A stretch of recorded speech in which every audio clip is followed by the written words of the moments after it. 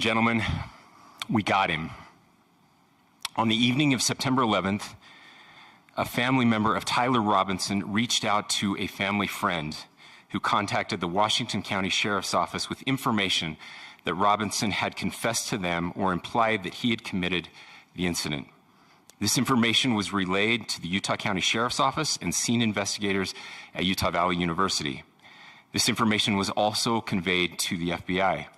Investigators reviewed additional video footage from UVU surveillance and identified Robinson arriving on UVU campus in a gray Dodge Challenger at approximately 8:29 a.m. on September 10th, in which he is observed on video in a plain maroon t-shirt, light-colored shorts, a black hat with a white logo, and light-colored shoes. When encountered in person by investigators in Washington County on September 12th, in the early morning hours, Robinson was observed in consistent clothing with those surveillance images. Investigators interviewed a family member of Robinson who stated that Robinson had become more political in recent years. The family member referenced a recent incident in which Robinson came to dinner prior to September 10th, and in the conversation with another family member, Robinson mentioned Charlie Kirk was coming to UVU. They talked about why they didn't like him and the viewpoints that he had. The family member also stated Kirk was full of hate and spreading hate. The family member also confirmed Robinson had a gray Dodge Challenger. Investigators identified an individual as the roommate of Robinson. Investigators interviewed that roommate, who stated that his roommate, referring to Robinson, made a joke on Discord. Investigators asked if he would show them the messages on Discord. He opened it and showed several messages to investigators and allowed investigators to take photos of the screen as each message was shown by Robinson's roommate. These photos consisted of various messages, including content of messages between the phone contact named Tyler with an emoji icon and Robinson's roommate's device.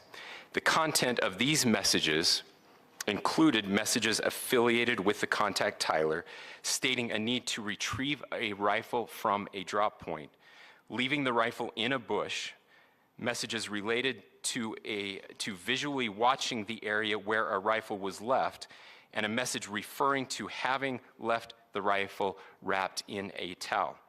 The messages also refer to engraving bullets and a mention of a scope and the rifle being unique. Messages from the contact Tyler also mentioned that he had changed outfits. I know there has been speculation as well as to the writing on those casings, those bullet casings, and I believe we have that as well. And I will share that with you now.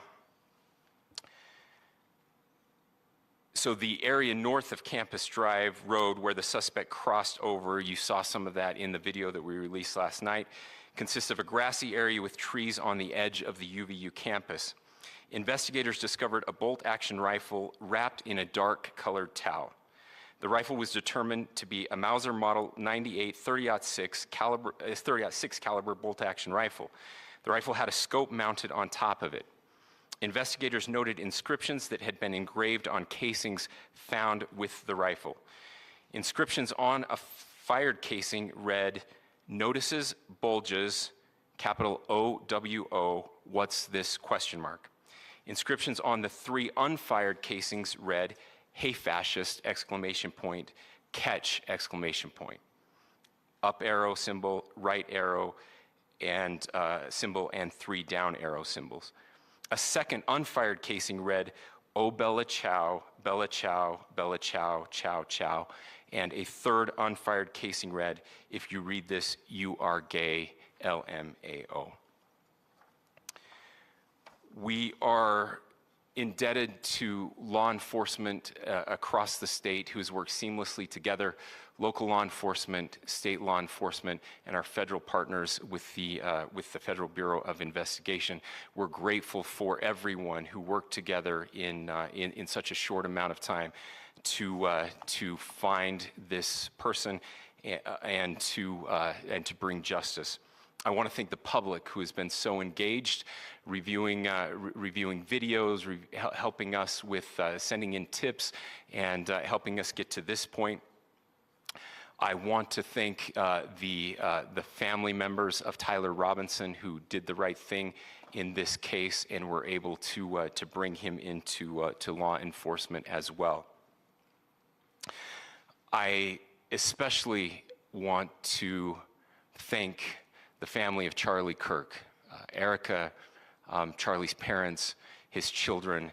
I want us to be thinking of them as we bring justice in this case. They will be involved in that justice. We will be working very closely with them as we move through this process as well.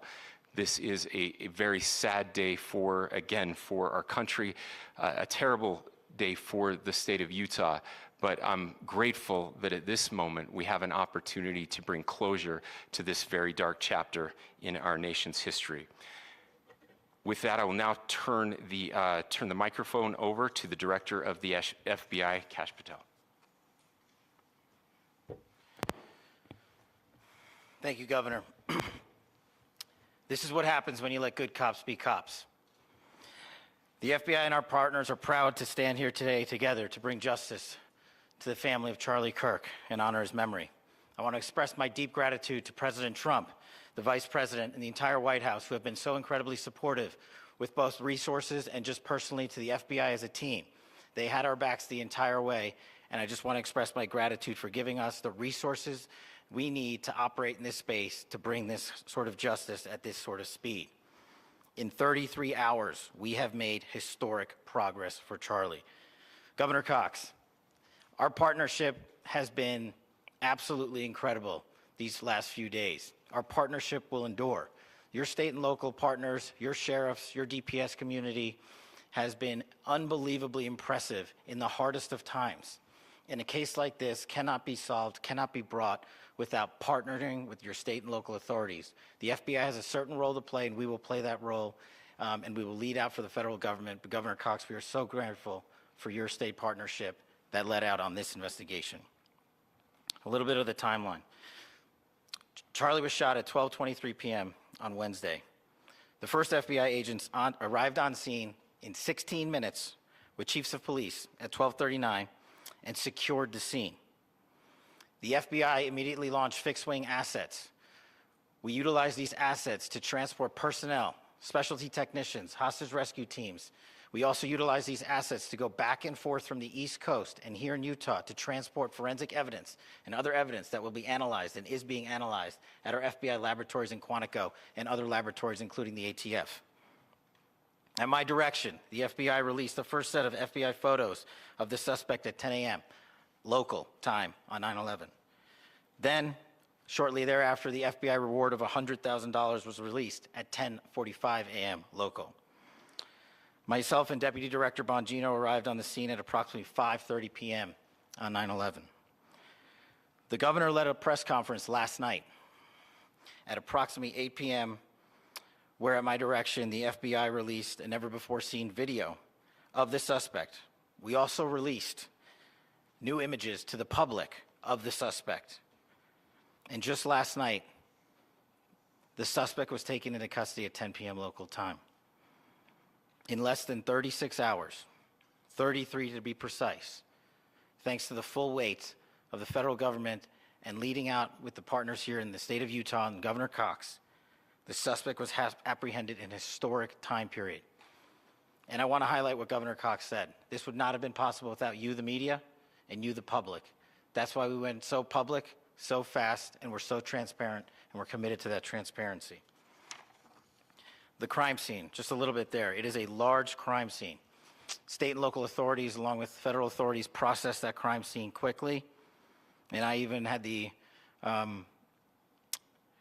ability to walk through that crime scene and walk through the steps the suspect took to learn more about what was needed and what resources we needed to bear to create a full picture for the FBI and leadership back in Washington.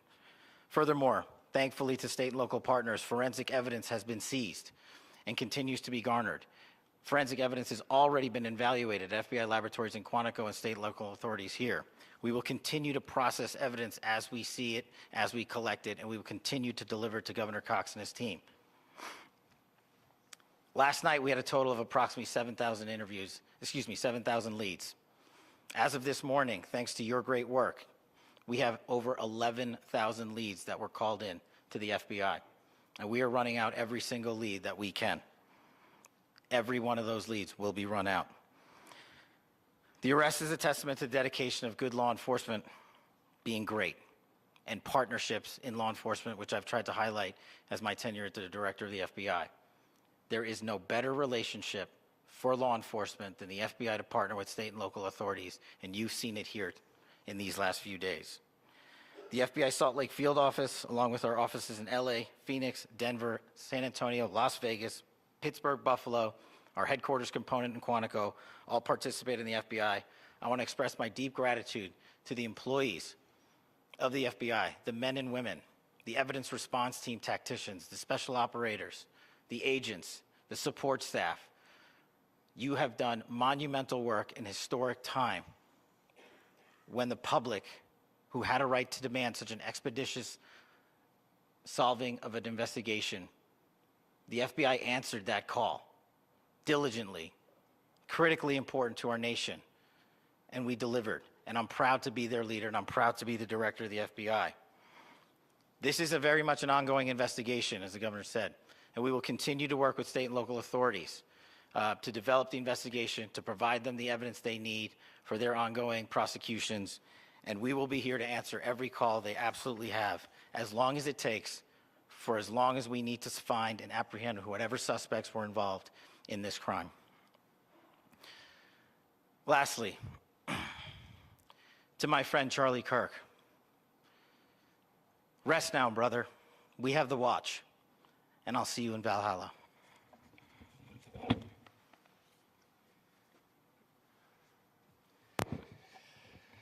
Thank you, and good morning. I would just like to take a few minutes as the sheriff to express my gratitude for everybody who has played a part in this investigation. As you know, it's been a vast, a complicated, and a very, very fast-paced investigation. You're looking at people standing up here who are running on, if they got an hour's sleep in the last couple of days, they're probably lucky. It has been very taxing. It has been so impressive, speaking on behalf of the local law enforcement, to see the cooperation that we've seen in this type of case. Across the state, sheriffs, chiefs, our state partners have stepped up and have come to the call on anything that we needed. Our county chiefs have been phenomenal. Our Utah County Attorney, Jeff Gray, who's standing up here with us, has been phenomenal in leading us through this investigation. I would like to thank the federal government for their resources, their assets. Our local team here, our FBI team, has been extraordinary in helping us work through this and bring this person to justice. Most of all, I would like to thank the public, and specifically, I would like to thank the public who turned to prayers and who turned to positiveness for us. I would like to thank them on behalf of the law enforcement community, because we needed those prayers. That's what we needed to get through this. We needed your support, and you gave it to us. We needed your patience, and you gave it to us. And I would like to thank you for the Kirk family, because that's what they need, is your support and your prayers, and that will get us through all of this. So thank you, everybody, for everybody that have stepped up. We've had such a phenomenal response to this. Thank you.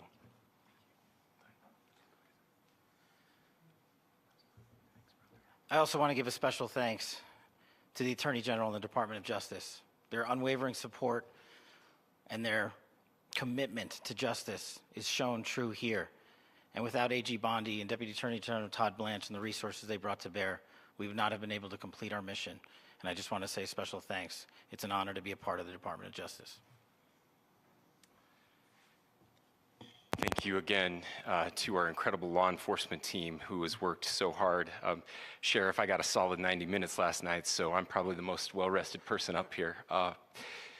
Ladies and gentlemen, I get the microphone, so I hope you'll permit me a moment just to share a few more thoughts about where we are and how we got here, and maybe a little bit of where we go from here. I don't want to get too preachy, but I think it's important that we, with eyes wide open, understand what's happening in our country today. I've heard people say, well, why are we so invested in this? There's violence happening all across our country, and violence is tragic everywhere, and every life taken is a child of God who deserves our love and respect and dignity. This is certainly about the tragic death, political assassination of Charlie Kirk. But it is also much bigger than an attack on an individual. It is an attack on all of us. It is an attack on the American experiment. It is an attack on our ideals. This cuts to the very foundation of who we are, of who we have been, and who we could be in better times.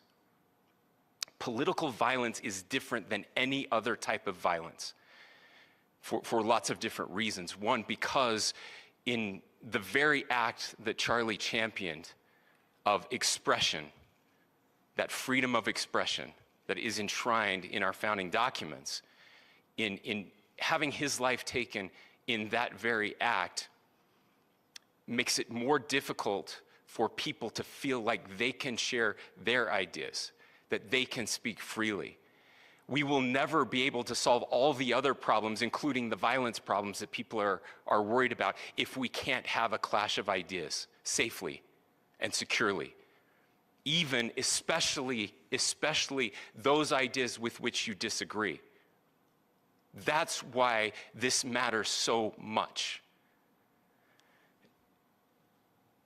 Over the last 48 hours, I have been as angry as I have ever been, as sad as I have ever been.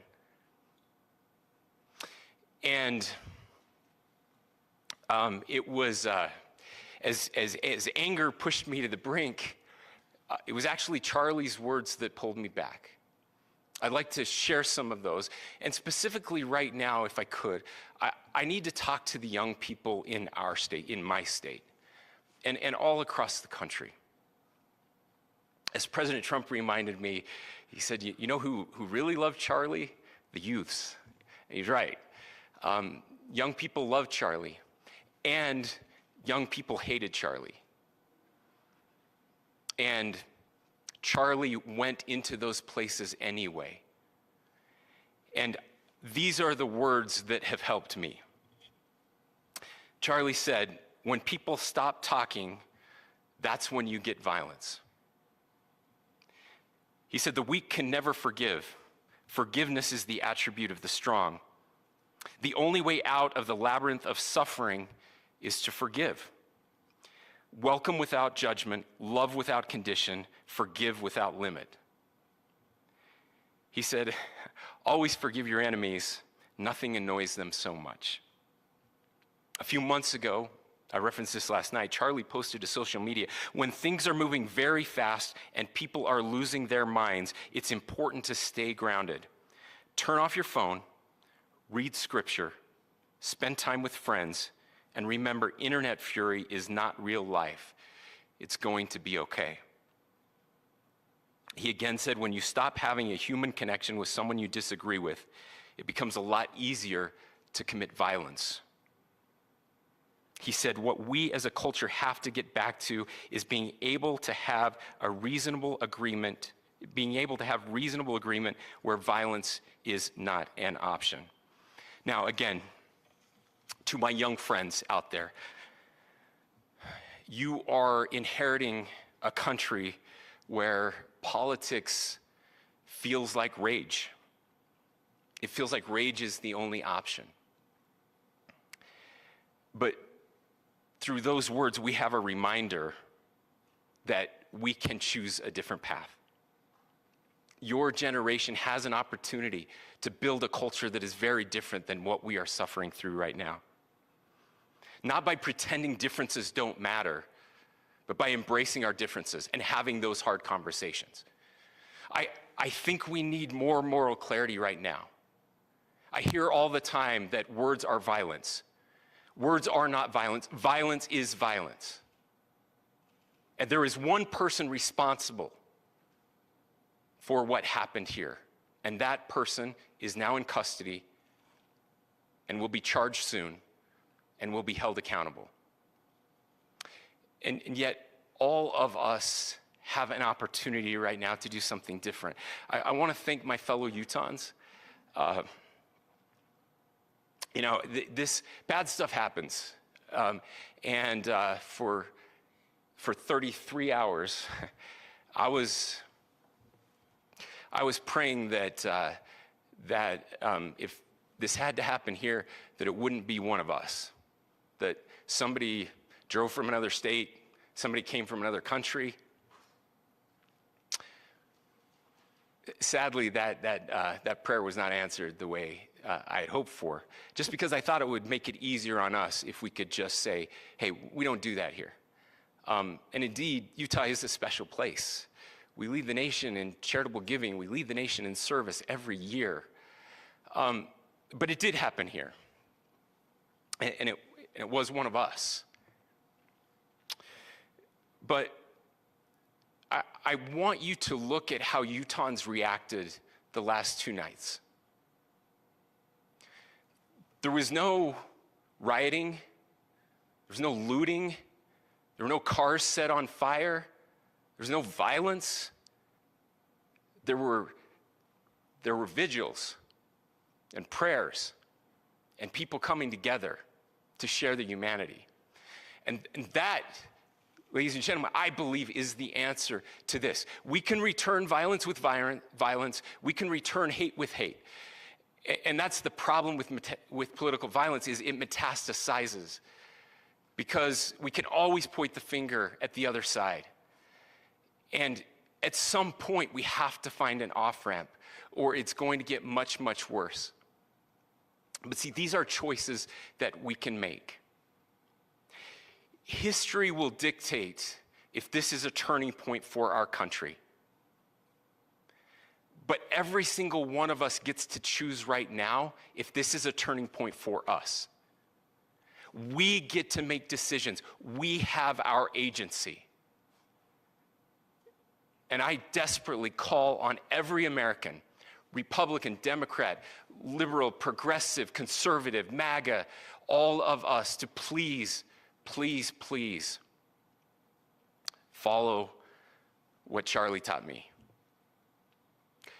I'll just conclude with words I share often from a friend and author, Yuval Levin, who was asked if he was optimistic about our country. And he said, I'm not optimistic. He said, I hate optimism.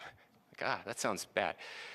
But he said, optimism is a vice. It's this idea that good things are just going to happen. And he said, in the history of the world, good things have never just happened. He says, I'm not optimistic, but I am hopeful. And hope is the virtue that sits between the vices of optimism and pessimism. Hope is the idea that good things are going to happen because we can make them so. I still believe in our country. And I know Charlie Kirk believed in our country. I still believe that there is more good among us than evil. And I still believe that we can change the course of history. I'm hopeful because Americans can make it so. Ladies and gentlemen, we're happy to answer any questions you might have. Governor, can you please speak to whether the suspect is speaking with authorities and his demeanor, Tyler Robinson, when he turned himself in? I cannot speak to that right now. Governor, how do you interpret the agreements on the case? Well, I will leave that up to you to interpret what those engravings mean. I think the clearest one that says "catch fascist," there's not, and by the way, that's like catch like a ball, catch this. That's I think that speaks for itself. Governor, you indicated that he had been communicating. Please. Talked about this level of hatred that this person expressed.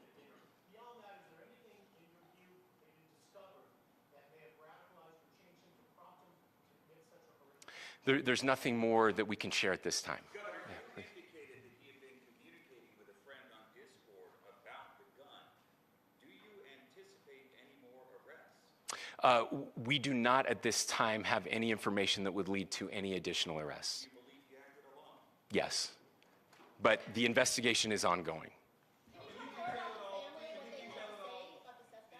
he came into custody of police and where he is right now? Yes, so right now, Mr. Robinson has been booked into the Utah County Jail. You heard the president this morning report that he was taken into custody, that his family and a friend helped to deliver him into custody of law enforcement in Washington County. For those of you that don't know where Washington County is, it is the southwesternmost part of the state of Utah. It's about a 3.5 to 4 hour drive from here, where we are right now, and that's where he lived and where they turned him in. Please, I'll go here. I can't share any more than what I've already shared. Yeah.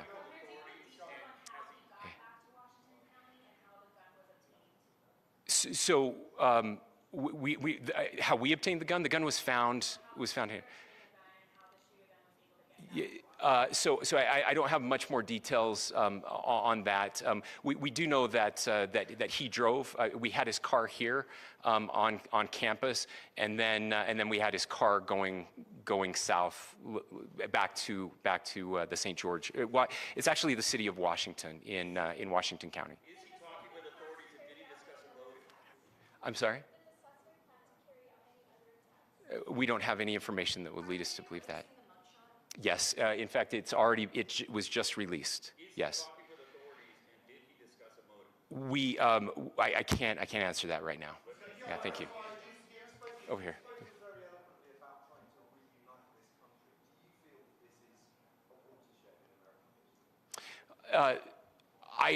I absolutely believe that this is a watershed in American history, yes.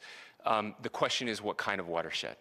And that chapter remains to be written. Is this the end of a dark chapter in our history or the beginning of a darker chapter in our history? Look, I mean, if you look at true political assassinations in this country of someone of this stature, this feels a lot like the late 60s.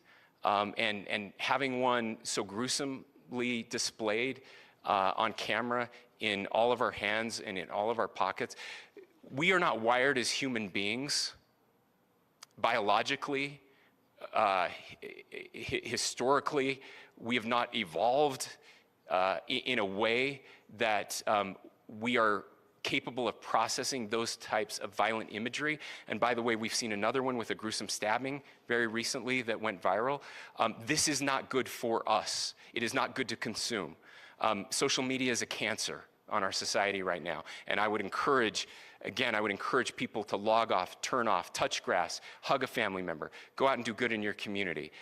That is happening, and it's happening organically right now. I had a friend in a small city in Utah who said, we're getting together, the Republicans and Democrats in my little town are getting together to have a discussion last night, just to find a way to find their better angels. So yes, this could be, I mean, again, you have to go back to JFK to have seen a video live of something like this happening. I wasn't born until 1975, but I know that things were really dark in the late 60s. Sorry to some of you. I know some of you were there. This is our moment. Do we escalate or do we find an off-ramp? And again, it's a choice. It's a choice, and every one of us gets to make that choice. Two more questions right here.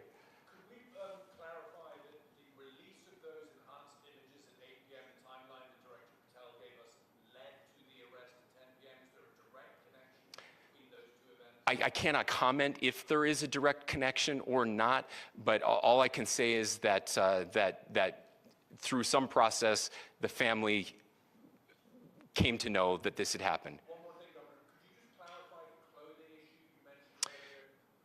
Was he changing outfits? Correct. Yes, yes. So, so when he's first spotted on campus, he has different clothing on, and then he changes clothing on the roof, and then changed back into that clothing at some point, so that when he was apprehended, when he was arrested, the clothing matched the clothing he had on before the shooting here at UVU. Last question here. Yes. Suspect was from Utah. Can you kind of tell us a little bit more about where, and was he a student here at this university, and is there any history of mental illness? Yeah. So I don't have any information on the mental illness part. He was not a student here at UVU. He was living and had lived for a long time with his family in Washington County, in the southernmost part of our state. Thank you, everyone, for your great work in getting this information out. I would just say, process-wise, this may be important. I know many of you aren't familiar with the process in Utah. I think it's important that you understand that. Basically, we have 3 days for charging documents to be filed. A CI will be filed. We'll have more information then, more detailed information as those charging documents are filed in preparation for a preliminary hearing. So 3 days. So we would anticipate then that early next week those charging documents will be filed. We will obviously be working. The county attorney will be working very closely with Mr. Kirk's family as those documents and decisions are prepared and made. Thanks, everyone.